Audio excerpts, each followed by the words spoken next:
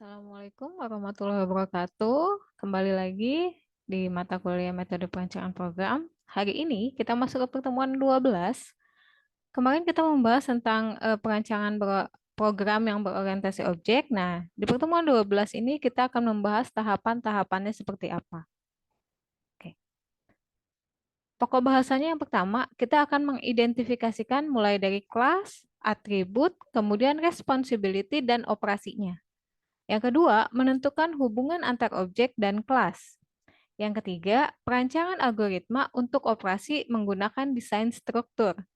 Yang keempat, mengembangkan tes algoritma atau menjalankan algoritma. Nah, ini adalah pokok-pokok bahasan yang akan kita bahas di tahapan perancangan program berorientasi objek. Nah, bagaimana cara mengidentifikasi mulai dari kelas, atribut, responsibility, dan operasi?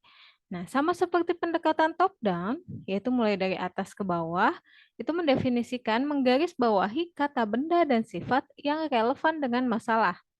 Contohnya, dibutuhkan program untuk mencari file karyawan yang berisikan nomor karyawan, tingkat upah, jumlah jam kerja per minggu, kemudian program tersebut mampu memvalidasi upah dan jam kerjanya.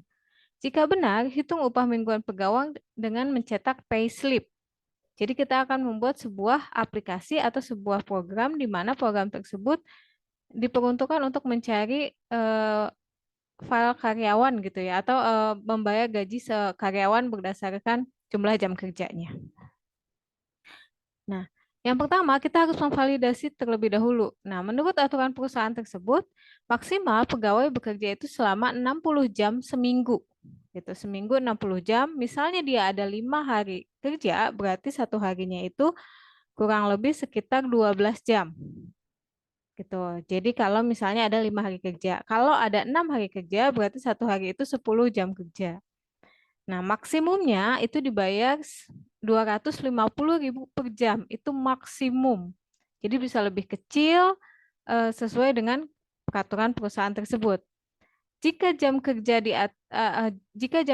atau tingkat upahnya itu melebihi aturan, maka input data dan pesanan yang sesuai akan dicetak dan upah mingguan karyawan itu tidak dihitung. Seperti itu. Kemudian bagaimana cara menghitung upah mingguannya adalah yang pertama, jam kerja dikali tingkat upahnya. Jika lebih dari 35 jam kerja, pembayaran itu masuk ke dalam jam lembur. Nah, dihitung dari setengahnya total pembayaran maksimum tersebut. Nah, itu adalah ketentuan dari setiap perusahaan itu berbeda-beda. Tuh, kemudian di sini ada kelas yang namanya payslip. Payslip itu adalah slip gaji, di mana atributnya itu ada employee number itu adalah nomor induk karyawan. Kemudian operasi yang dilakukan adalah menambahkan nomor induk karyawan, kemudian pay rate-nya, gaji pokoknya dia berapa, kemudian atau gaji per jamnya berapa, kemudian setelah itu berapa banyak jam kerjanya dia. Di sini ada pay rate itu kita harus menginput berapa jumlah jam kerja dia tersebut. Jadi kalau pay rate itu get valid input atau bisa juga menampilkan ada berapa dia harus dibayar per jamnya gitu, itu pay rate. Kemudian house worker itu jam kerja. Bagaimana jam kerja itu kita input. Jadi kalau untuk mengoperasikan payslip ini kita butuh data karyawan berupa nomor induk karyawannya. Kemudian pay rate itu jumlah yang harus dibayarkan oleh perusahaan per jamnya berapa. House worker itu hour worker itu adalah jam kerja yang sudah dilakukan oleh si karyawannya itu sebanyak apa. Kemudian weekly pay itu pembayaran yang harus dilakukan. Gitu. Jadi ini adalah lanjutan dari setelah mengidentifikasi atribut dan operasi-operasinya seperti itu. Kemudian ada yang namanya payroll. Payroll itu adalah file data dari absennya. Jadi untuk membuktikan bahwa payslip ini sudah sesuai, kita harus mempunyai data absennya. Data absennya itu sama atau tidak, valid atau tidak. Misalnya seperti itu. Kemudian selanjutnya, berdasarkan pernyataan masalah diperoleh dua kelas, yaitu penggajian dan payslip. Objek dari kelas penggajian menggunakan objek dari kelas payslip. Hubungan antar kelas digambarkan dengan notasi UML atau bisa juga digambarkan melalui kelas diagram. Di mana si payroll ini digunakan untuk pengolahan data pada payslip atau slip gajinya. Seperti itu. Kemudian setiap operasi dalam kelas memerlukan penjelasan langkah demi langkah instruksi yang menghasilkan perilaku yang diperlukan. Jadi masing-masing algoritma dimulai dengan nama operasi dan diakhiri dengan pernyataan N. Data yang dibutuhkan objek payslip dikirim dari penggajian segera setelah diciptakan. Nilai atribut tersedia untuk semua operasi di dalam kelas dan meliputi dari nomor induk karyawan, pembayaran setiap minggunya, kemudian input data yang valid, jam kerjanya, serta berapa nominal yang harus dibayarkan untuk setiap operasinya. Seperti itu. Nah, kemudian di sini menggunakan sedekot atau menggunakan kelas. Jadi ketika kita menggunakan kelas, yang pertama ada kita harus men-setting terlebih dahulu employee number-nya atau nomor induk karyawannya. Yang pertama kita butuh kelas nomor karyawan. Kemudian kita membutuhkan set pay rate atau membutuhkan kelas di mana menentukan berapa minimum gaji yang harus dibayar per jamnya. Oke, di sini set error message to blank. Pertama kita menampilkan kalau misalnya datanya ngeblank itu harus ada jendela pesan. Kemudian jika pay rate-nya itu lebih dari maksimum pay, maka muncul pesan bahwa rate upahnya itu melebihi 250.000. Jadi pay rate-nya itu harus per jamnya itu harus di bawah 25.000 dan seterusnya. Kemudian men-setting jumlah jam kerja dari si karyawan tersebut. Nah, kalau misalnya kosong, munculkan pesan bahwa jam kerjanya harus diinput. Nah, kalau jam kerjanya melebihi 60 jam, maka juga muncul pesan bahwa jam kerjanya sudah melebihi 60 jam. Gitu, dan seterusnya. Kemudian set pay, berarti bagaimana cara pembayarannya. Di mana jam kerja itu kurang dari sama dengan normal jam kerjanya dia, maka biaya bulannya itu adalah pay rate dikali hour works. Jadi kalau misalnya memang jam kerjanya itu sama dengan 60 jam atau kurang dari 60 jam, maka yang akan dibayar adalah jumlah gajinya dia, misalnya di bawah 250 itu dikali jumlah jam kerja. Tetapi kalau melebihi jam kerja, maka data yang melebihi tersebut itu harus dikurangi dari jumlah 60 jam tadi. Gitu. 60 jam itu apa jumlah jam kerjanya dia dikurangi 60, sisanya akan dibayar sebagai overtime atau gaji lembur. Nah, ini adalah contoh dari kelas untuk pay atau kelas untuk pembayaran gajinya. Nah, konstruktor dari payslip dapat menggunakan mutator untuk diperbarui nilai-nilai atributnya. Namun, jika datanya tidak valid, maka nilai tidak akan diperbarui. Mungkin diperbarui dengan data yang tidak valid ya. Makanya untuk itu standar konstruktor harus memperbarui seluruh atributnya. Jadi sebelum melakukan langkah-langkah yang tadi di atas, maka kita harus men-setting dulu semuanya menjadi nilai awal. Seperti employee number-nya itu yang pertama dikosongkan dulu, pay rate-nya juga 0, jam kerjanya 0, valid input-nya itu adalah true, datanya harus diinput, weekly pay-nya pun 0. Jadi semuanya setelah melakukan langkah-langkah di atas itu semuanya dibalikin lagi ke 0 untuk menginput data selanjutnya. Seperti itu. Selanjutnya, di sini konstruktor menerima input yang dapat memanggil standar konstruktor sebelum pengaturan nilai atribut. Maksudnya seperti apa? Jadi, kita harus melakukan penginputan data terlebih dahulu. Karena gaji ini, pembayaran gajinya itu harus memiliki data yang sudah diinput. Contohnya, kita sudah melakukan pensettingan atau penginputan data karyawan. Kemudian kita juga harus menyeting atau menginput data minimum pembayaran tiap jamnya, misalnya 100.000 per jam atau berapa per jam. Nah, itu harus kita input terlebih dahulu. Kalau misalnya sudah valid inputnya, maka lakukan proses pembayaran atau proses class set pay tadi. Tapi kalau misalnya belum, maka dia tidak akan melakukan penghitungan gaji. Seperti itu.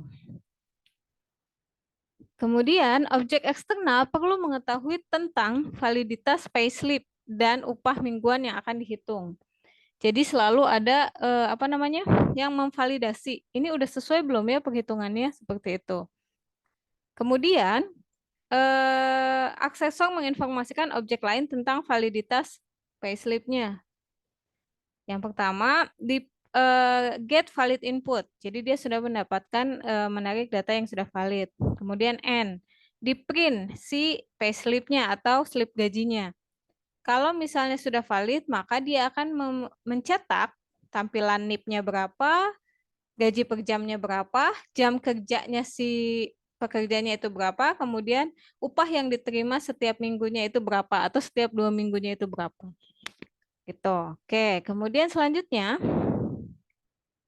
langkah terakhir adalah mengembangkan kelas yang memiliki operasi dengan algoritma seperti baris utama pada program prosedural. Menjalankan algoritma dengan membuat kelas yang berisikan algoritma utama. Tes atau menjalankan kelas menyediakan interface antar objek payslip dan lingkungan luar termasuk pengguna. Nah, di sini file data absen merupakan bagian dari interface antara lingkungan luar dan objek payslip-nya. Jadi, kita membutuhkan absen untuk menentukan benar nggak sih jam kerjanya itu sudah 60 jam, atau kurang dari 60 jam, atau lebih dari 60 jam. Seperti itu. Jadi, data absen akan menjadi atribut pada driver kelas dan driver konstruktor akan membuka file payroll. Karena payroll tadi adalah untuk mengetahui jumlah jam kerja si karyawan berdasarkan absen nih. Jadi inputnya berupa apa saja? Yang pertama, inputnya itu adalah data absen. Setelah data absen ada nomor induk karyawan. Setelah itu ada jam kerjanya si karyawan itu pada minggu ini berapa. Kemudian setelah itu pay rate-nya, gaji yang harus dia terima per jamnya itu berapa gitu. Bayaran dia setiap jamnya itu berapa.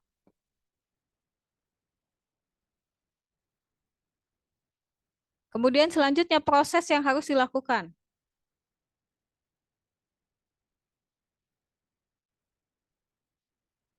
Proses yang harus dilakukan apa saja? Misalnya membaca data absen untuk membuktikan apakah benar jumlah jam kerja yang tadi diinput.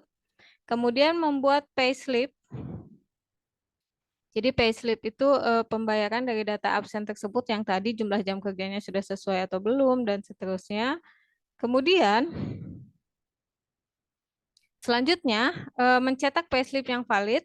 Outputnya adalah slip gaji dalam bentuk kertas, kemudian atau bisa juga pesan jika memang terjadi kesalahan error message tadi, jika misalnya payslip-nya tidak valid seperti itu. Jadi ada dua output yang dihasilkan dalam bentuk stroke atau slip gaji dan dalam bentuk message atau pesan. Oke, kalau dialgoritmakan kurang lebih seperti ini.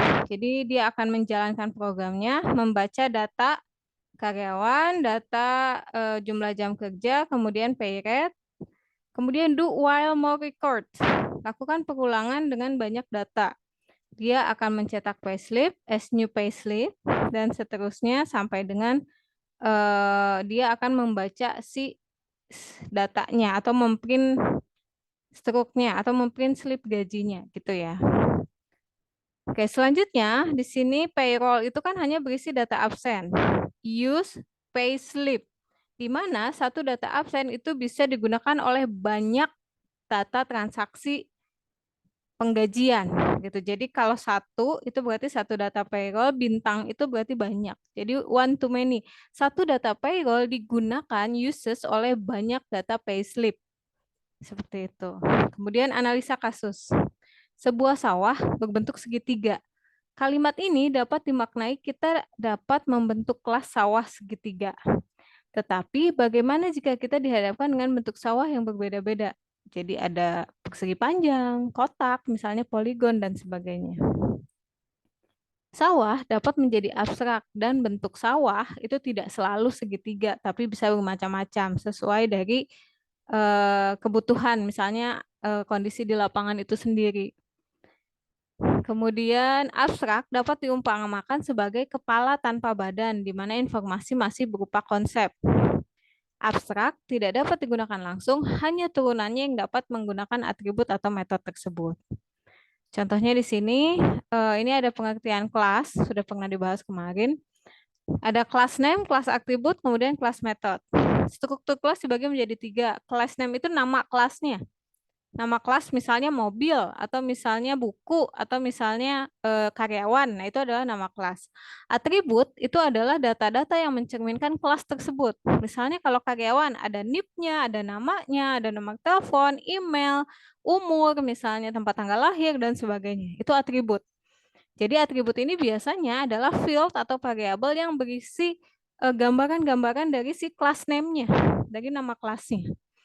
Kemudian metode, apa aja yang bisa kita lakukan untuk mengoperasikan atribut-atribut yang ada di dalam kelas tersebut. Misalnya bisa juga menambahkan data, mengurangi data, menghapus data, misalnya seperti itu. Di sini ada keterangan bahwa tetapi tidak semua kelas harus memiliki 3 bagian. Bisa jadi hanya berisi class name dan atribut saja. Karena ada beberapa kelas yang memang hanya digunakan saja tetapi tidak membutuhkan metode.